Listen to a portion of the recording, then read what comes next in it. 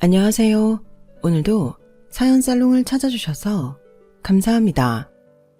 저는 서울 양천구에 사는 30대 후반의 여성이에요.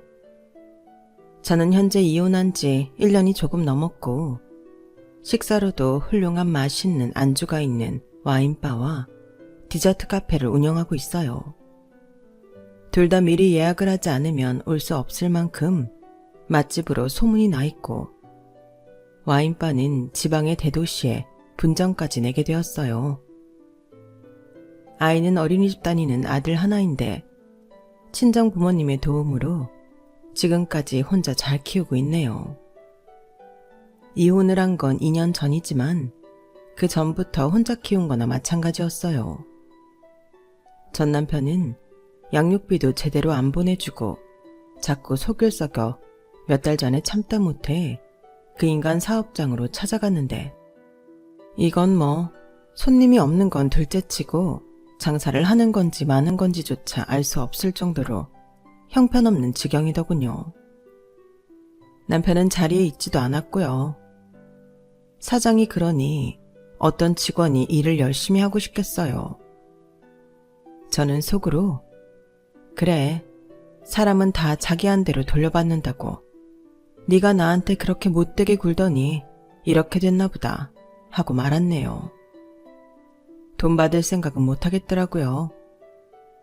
이혼 전 남편 놈은 저를 비웃으며 어디 다 망한 와인바 잘해봐라라는 식으로 떠넘겼어요.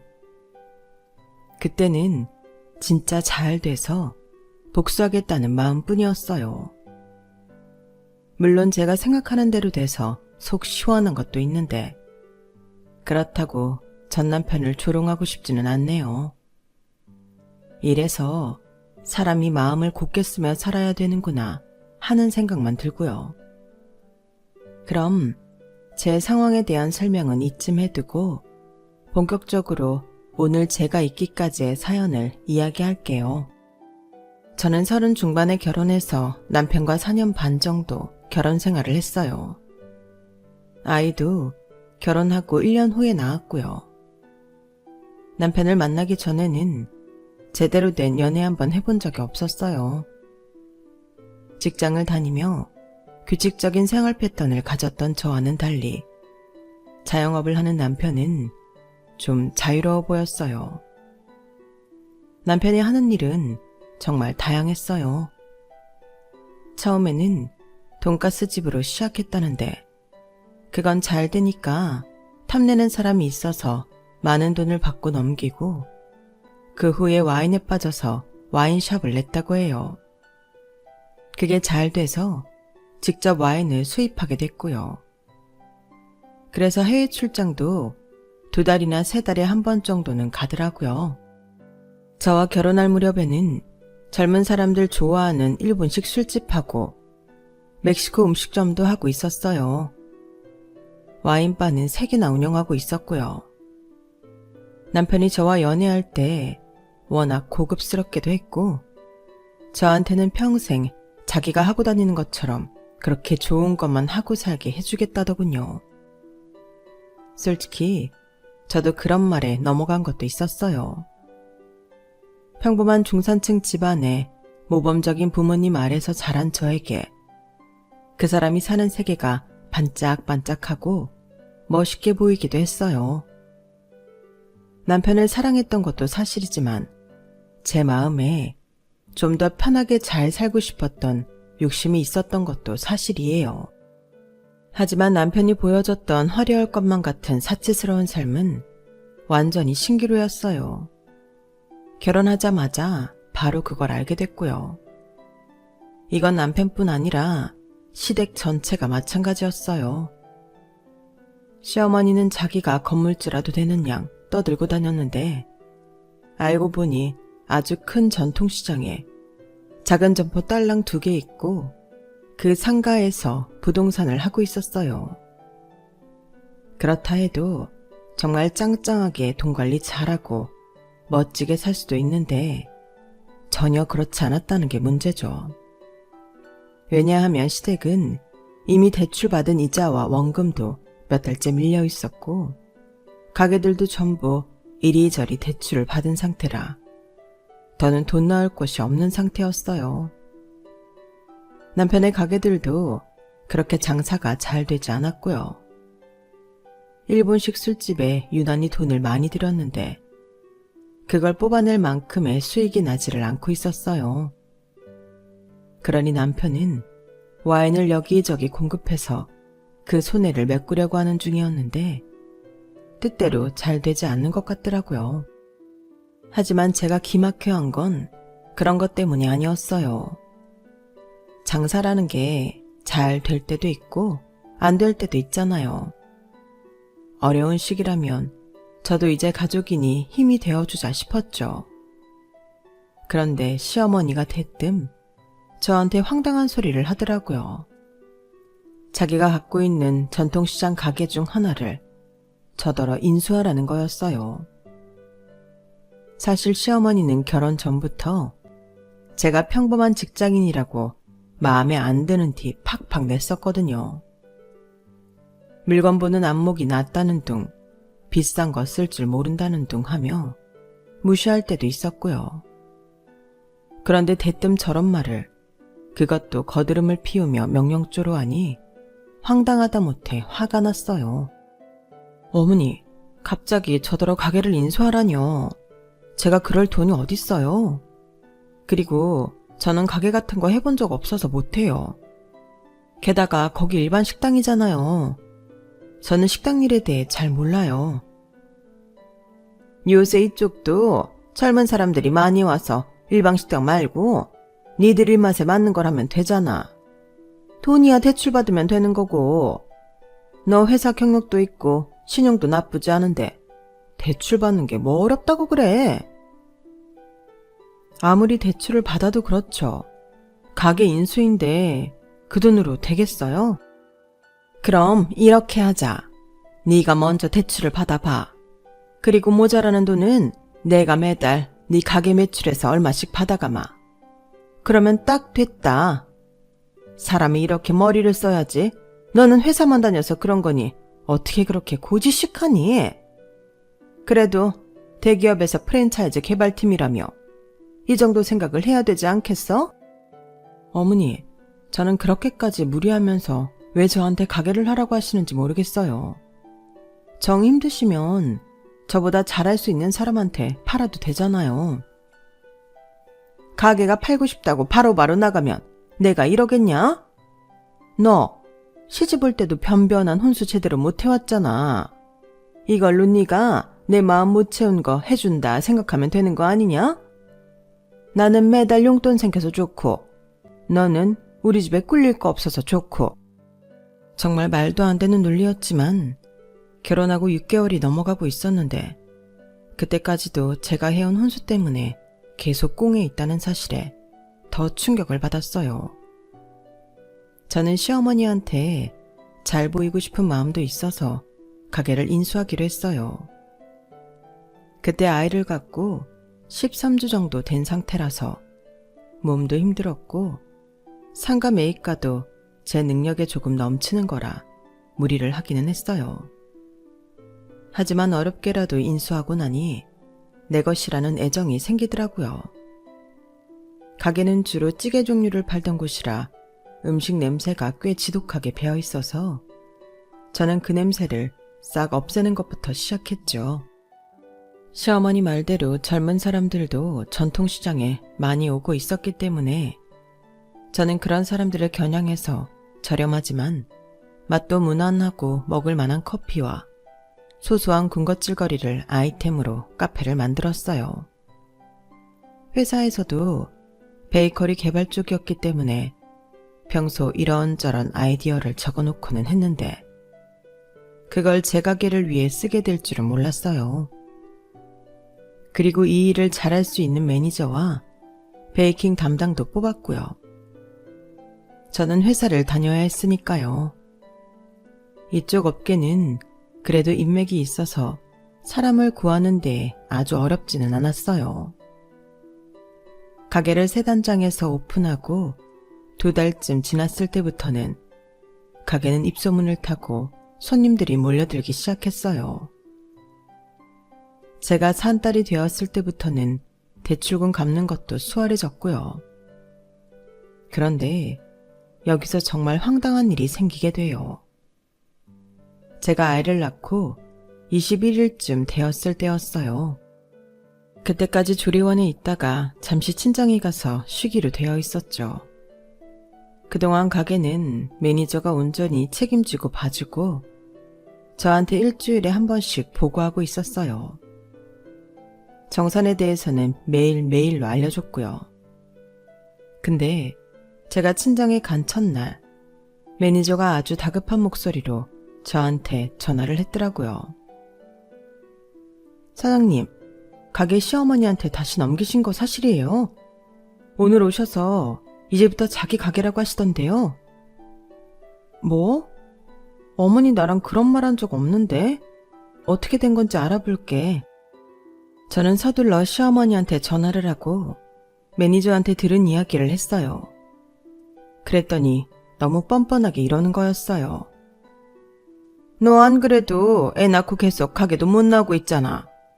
앞으로 애 키우려면 당분간 꼼짝도 못할 거야. 그런데 어떻게 네가 가게에 신경을 쓰겠어? 가게는 내가 다시 받아서 잘 운영할 테니 그렇게 알아라. 네가 그동안 애썼다. 이렇게 죽은 가게 살려놓는 재주가 있을 줄은 몰랐구나. 어머니, 그럼 제가 가게 샀던 돈 다시 주시는 거예요? 저도 이제 아이 키우느라 돈 들어갈 때 많아요. 야, 너는 벌써부터 네 시애미 등골 뽑아먹을 생각부터 하니? 지금 며느리가 시애미 상대로 계산기 두드리겠다는 거야? 너 우리 태우가 돈 벌어서 죄다 갖다 주잖아. 그거 다 가져가면서 나한테 또 받겠다는 거냐? 어머니, 저 가게 공짜로 주신 거 아니잖아요. 대출금도 계속 갚아야 되고요. 그리고 그 사람 사업 생각보다 잘 안 돼요. 어머니도 아실 텐데요. 시끄럽다. 듣자 하니까 못하는 소리가 없구나. 아무튼 가게는 다시 내 명의로 바꿀 거니까 그렇게 알아. 내가 부동산 사장이니까 내가 알아서 하마. 저는 그렇게 제 첫 가게라고 정을 주고 많은 아이디어를 쏟아부어 겨우 클 수 있게 만든 가게를 도로 시어머니한테 빼앗겼어요. 너무 속상해서 눈물만 났지만 당장 조금만 배고파도 울기만 하는 갓난 아기와 옆에서 제가 어디 아프기라도 할까봐 마음 졸이며 손자와 저를 돌보시는 친정 부모님을 보면 그냥 울기만 할 수도 없더라고요. 저는 부모님한테 시댁에서 있었던 일 때문에 걱정을 끼치고 싶지 않았어요. 하지만 제 마음에 시어머니가 했던 만행은 상처로 남았죠. 어느 정도 몸이 회복되고 아이를 집에 데려왔어요. 그동안 남편은 다른 남편들과 다를 것 없이 친정에도 자주 들렀고 아이도 예뻐해줬어요. 저한테 수고했다, 고맙다 하기도 했고요. 저는 당시 육아휴직 상태여서 1년간 아기를 키우는 데만 전념할 수 있었어요. 그렇게 몇 개월이 지났을 때 남편이 저한테 회사를 그만두고 자기 매장 중 하나를 관리하라고 하더군요. 너무나 뜻밖의 제안이었어요. 갑자기 그게 무슨 소리야. 지금 나 육아휴직 쓰고 있는데 이렇게 관두면 회사에서 내 입장이 뭐가 돼. 그것만 문제인 거면 별 상관 없을걸. 내가 알아봤는데 육아휴직 중에 회사 관두는 여자들 꽤 있더라고. 그래도 내가 그동안 회사에서 쌓아온 게 있는데 내 이미지를 그렇게 만들고 그만둘 수는 없어. 근데 왜 갑자기 나한테 매장 관리를 하라는 거야? 네가 우리 엄마 가게도 살려놨잖아. 그거 보니 너 자영업에도 꽤 재능 있다 싶더라고. 가만 보니 네가 요즘 사람들 원하는 게 뭔지도 잘 알고 말이야. 회사에서 그런 일을 하니 아무래도 보고 배운 게 있어서 그렇구나 싶어. 내 입장에서도 믿고 맡길 수 있는 사람하고 같이 하는 게 낫잖아. 가족만큼 믿을 수 있는 사람이 또 있겠어? 안 그래? 남편은 잘 생각해보라고 했어요. 처음에야 무조건 회사에 복직한다는 마음이었는데 시간이 지나면서 남편이 오죽 믿을 사람이 없으면 나더러 매장을 맡아달라고 할까 싶은 마음이 들더라고요. 그래도 여전히 회사에 마음이 있었기 때문에 저는 육아휴직 기간을 채우고 회사로 돌아갔어요. 그거에 남편은 불만이 이만저만이 아니었어요. 야, 넌 어떻게 내가 하는 말을 거절하냐? 솔직히 그럴 줄 몰랐다. 실망이야. 라더니 아이도 제대로 봐주지 않더라고요. 어쩌다 야근 때문에 아이를 저 대신 봐달라고 하면 자영업자는 노는 줄 아느냐며 화부터 냈고요. 부부관계도 점점 나빠지는 데다가 언제까지고 친정 부모님한테 신세를 질 수 없어서 고민 끝에 회사를 그만두기로 했어요. 복직하고 3달도 못 다니고 말이죠. 진작에 그럴 것이지. 내가 아는 일본식 술집 있잖아. 그것 좀 네가 어떻게 해봐. 나 거기서 자꾸 적자 나서 미칠 것 같아. 네가 엄마 가게 살린 그 솜씨로 우리 가게도 좀 살려봐라. 하지만 저도 일본식 술집에 대해서는 별로 아는 게 없었어요. 저는 술이 중심이 아닌 식사 중심으로 바꾸면 좋겠다고 제안했고 남편은 제가 해보고 싶은 대로 하라고 하더군요. 그래서 먼저 주방장하고 의논한 다음에 시장 조사를 하고 젊은 사람들이 돈을 좀 쓰고 싶을 때 올 수 있는 일본 가정식 음식점으로 바꾸었어요. 물론 술도 팔기는 했지만 그건 주가 아니었고요. 거기에 맞춰 가게 리모델링을 살짝 하려는데 남편이 대출을 더 못 받는다고 어려워하더라고요. 그래서 리모델링은 포기하고 술집 분위기 내는 장식품만 다 떼어버리고 시작했네요. 그렇게 1달, 2달 시간이 가고 좀 어려운 시점도 있었지만 제가 원했던 젊은 사람들이 기분 내려오는 가게로 자리를 잡았어요.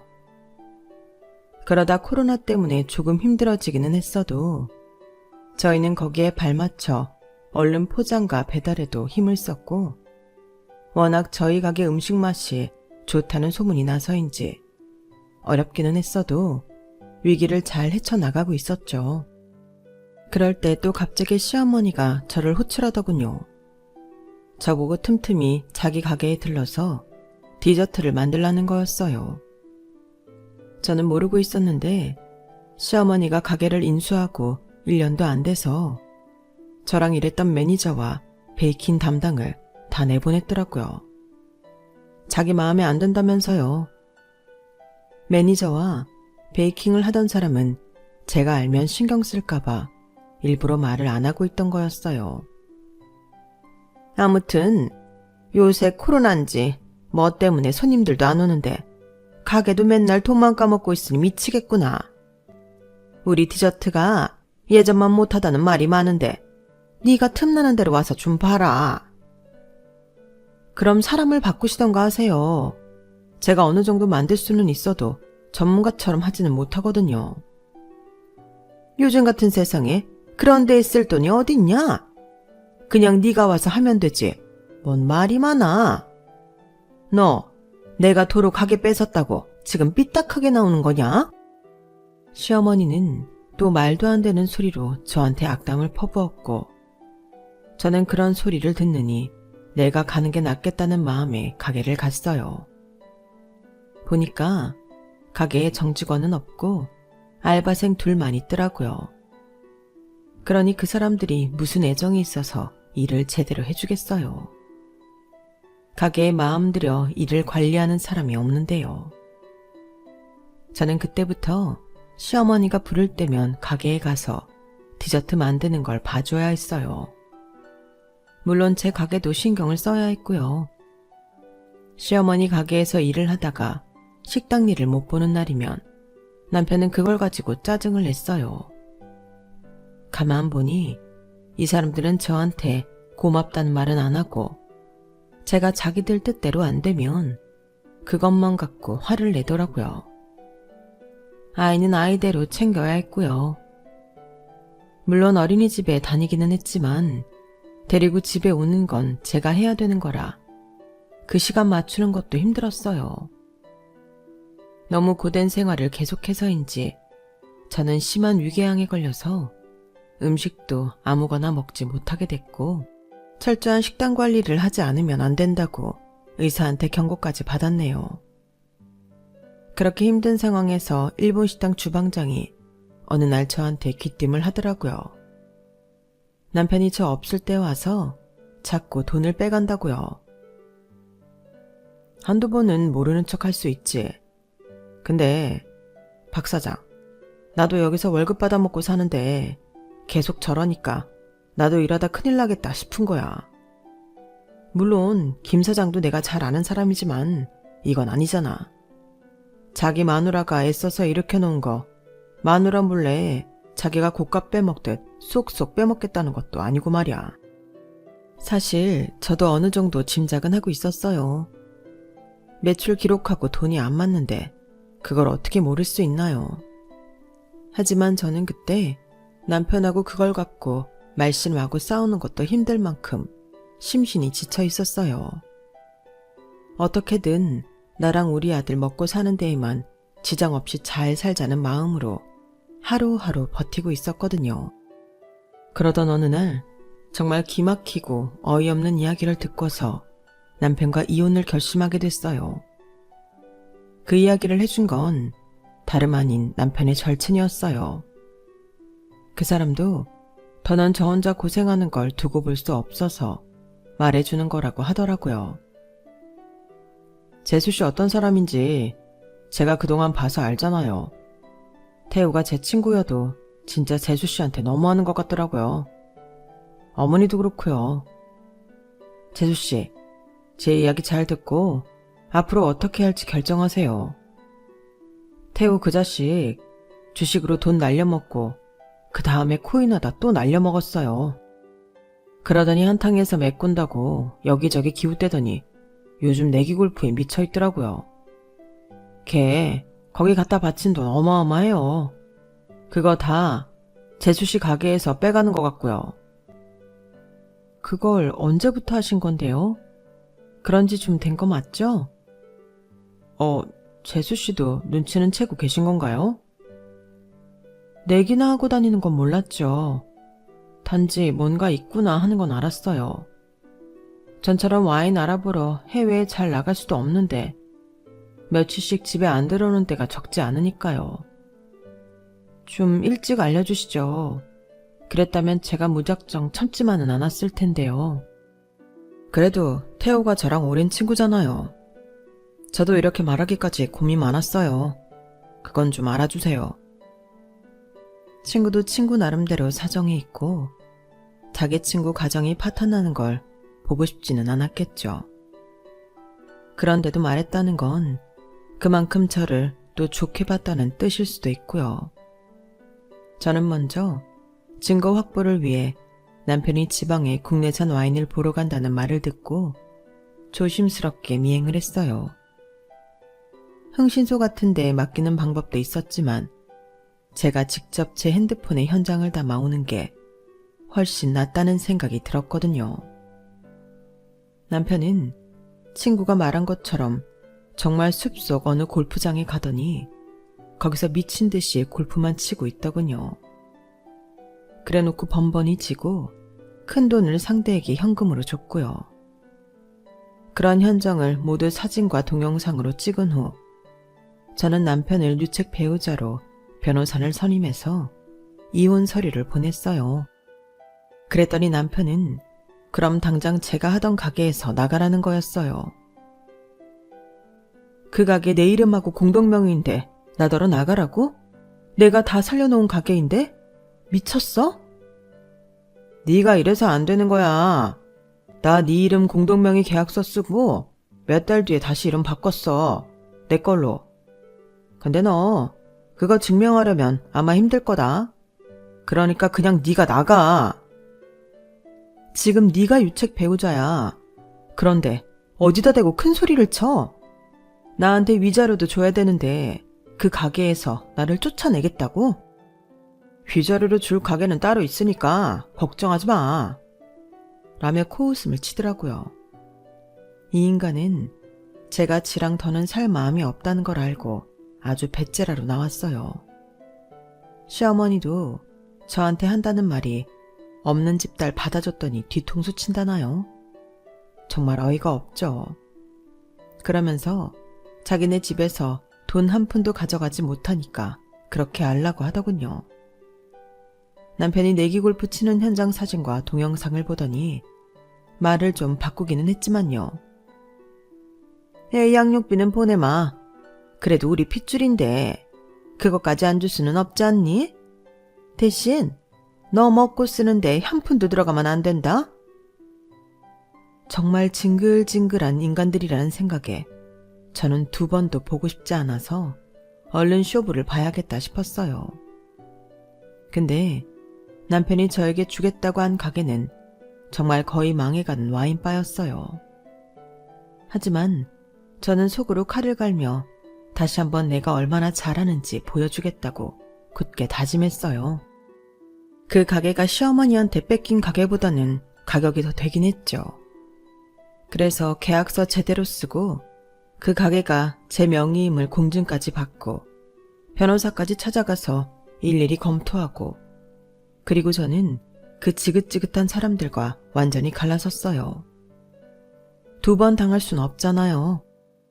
친정 부모님한테 너무 죄송해서 어떻게 말해야 좋을지 몰랐죠. 그래서 당분간 아들하고 같이 지낼 월세를 얻었는데 부모님이 어떻게 아시고 오셔서는 집으로 가자고 하셨어요. 엄마는 저를 끌어안고 우시면서 괜찮다고 다독이셨고요. 우리 딸 고생했어. 엄마가 우리 딸 이렇게까지 힘들게 살았는 줄 미처 몰랐네. 정말 미안해. 이제 마음 좀 놓고 편하게 살자. 엄마 아빠가 힘닿는 대로 너랑 우리 서준이 지켜줄게. 엄마와 아빠의 따뜻한 말씀에 전 어른이 돼서 처음으로 목 놓아 울었네요. 그렇게 집으로 돌아와 한 달 정도는 휴식을 취한 후에 저는 본격적으로 가게를 재단장할 계획을 세웠어요. 그래도 그동안 이쪽 일을 하며 이 사람 저 사람 신뢰관계를 잘 쌓은 덕분인지 먼저 나서서 도움을 주는 분들도 계셨어요. 저는 연인들뿐 아니라 여성분들도 친구들끼리 와서 즐겁게 와인을 즐기며 맛있는 음식을 먹을 수 있으면 좋겠다 싶어서 세련됐지만 아늑하고 안정적인 분위기를 줄 수 있게 리모델링을 했어요. 음식을 해서 내보내는 주방과 별도로 와인과 무알콜 칵테일을 준비해주는 바를 마련했죠. 조명도 은은하고 너무 밝지 않게 했어요. 무엇보다 기본으로 나가는 서비스 안주에 신경을 많이 썼어요. 서비스를 고급스럽게 받으면 손님들 기분이 좋아서 다른 음식도 더 맛있게 먹을 것 같더라고요.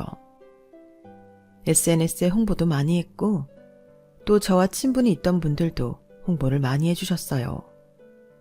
그 덕에 오픈일에 좀 유명한 작가님들이 오셔서 음식도 많이 시키시고 와인도 많이 팔아주셨어요. 그때 포스팅을 많이 해주셔서 도움이 많이 됐네요. 정말이지 3달이 지나고 나니 저희 가게는 계속 손님이 찾아오는 가게가 되었어요. 그러면서 저는 친구가 거의 거저나 다름없이 넘긴 디저트 카페까지 인수해서 보기 좋게 성공시켰네요.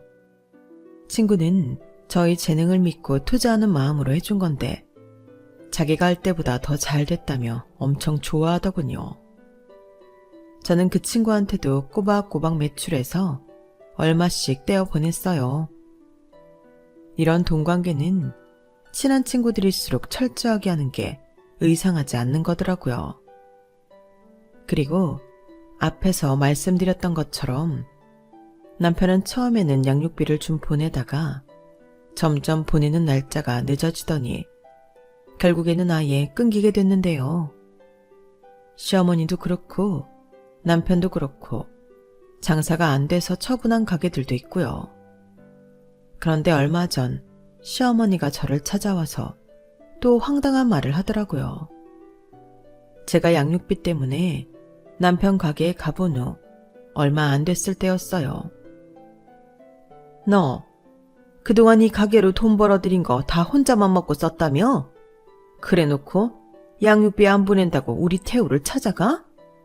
네가 마음보를 그렇게 쓰면 되겠어? 이제부터라도 여기 수입 반은 나한테 보내라.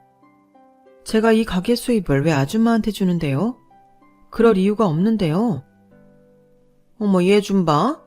진짜 수준 낮은 거 이제는 감출 생각도 안 하네. 아줌마. 나 참 기가 막혀서. 아무리 이혼했다고 하지만 내가 서준이 친할머니야. 그리고 이 가게도 내가 태호한테 돈 빌려줘서 차린 거다. 이 가게에서 나오는 수익은 무조건 반은 나한테 오는 거였다고. 근데 너 혼자 잘 먹고 잘 산다길래 내가 더는 못 참겠어서 이렇게 찾아왔다. 당장 수입 반을 나한테 보내든지 아니면 법적으로 해결하든지 해야겠다. 아니, 법적으로 뭘 어떻게 해결하시려고요? 이 가게 제 건데 혹시 그거 모르고 찾아와서 이 난리를 치는 거예요? 무슨 말도 안 되는 소리야. 이 가게를 태호가 너한테 아예 넘기기라도 했다는 거야? 나는 그런 말 들은 적 없어. 위자료 대신 이 가게 저한테 넘겼어요. 다 망해가고 평판도 안 좋던 가게요. 보시겠어요? 하며 저는 가게 등기부 등본에다가 남편과 이혼하면서 썼던 계약서에 변호사한테 자문받았던 증거자료와 공증받은 것까지 다 내밀었어요. 그러자 시어머니는 입을 떡 벌리고는 한동안 저를 쳐다만 보더라고요. 그만 좀 쳐다보시고요. 확인하셨으면 이제 좀 나가주시겠어요? 저 일해야 돼요. 이러고 있을 시간 없어요. 오픈할 때 다 됐어요. 예, 너 우리 태호랑 다시 합칠 생각은 정말 없는 거냐? 아무리 사이가 안 좋아서 이혼을 해도 예정을 생각해서 재결합하는 부부들도 있다. 이참에 우리 재결합론이나 해보자꾸나. 저 아줌마가 왜 그러는지 다 알겠거든요. 돈 때문이잖아요. 지금 아줌마도 돈줄 다 막혔고 그 인간도 돈 못 벌어서 이러는 거죠. 아줌마, 저한테 뭐라고 했어요? 저 이혼할 때 못 사는 집 딸 데려왔더니 뒤통수 친다면서 이 집에서 한 푼도 못 가져간다고 했죠.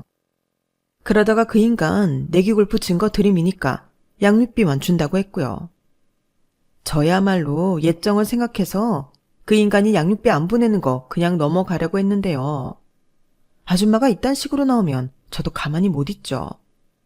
양육비 안 주는 것부터 이렇게 와서 말도 안 되는 소리 하는 거 전부 다 걸고 넘어질 거예요.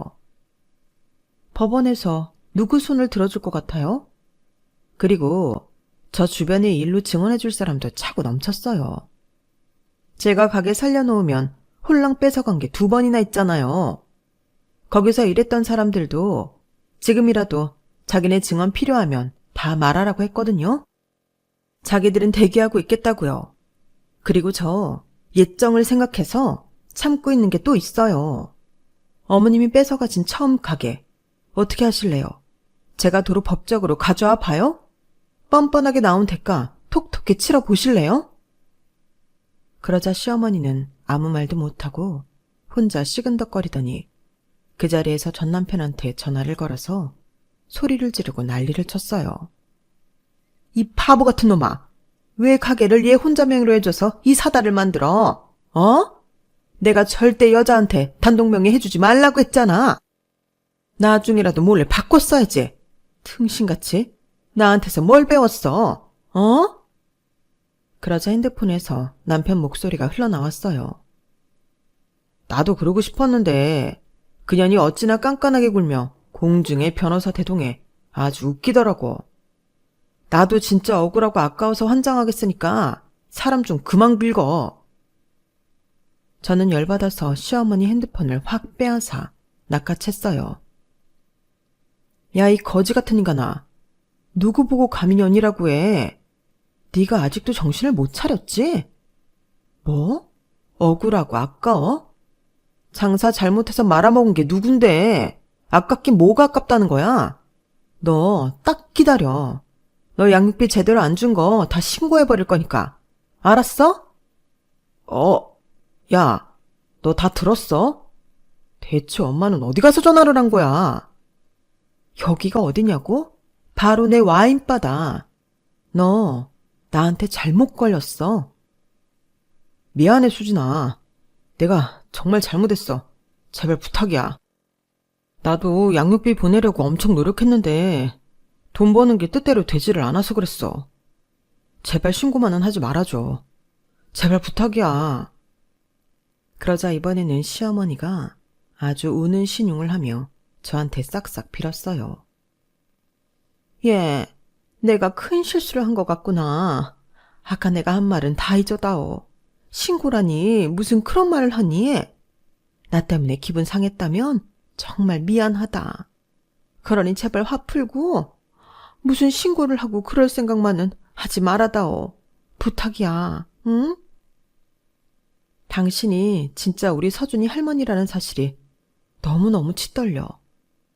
당신 언제 한번 서준이 보고 싶다고 한 적 있어?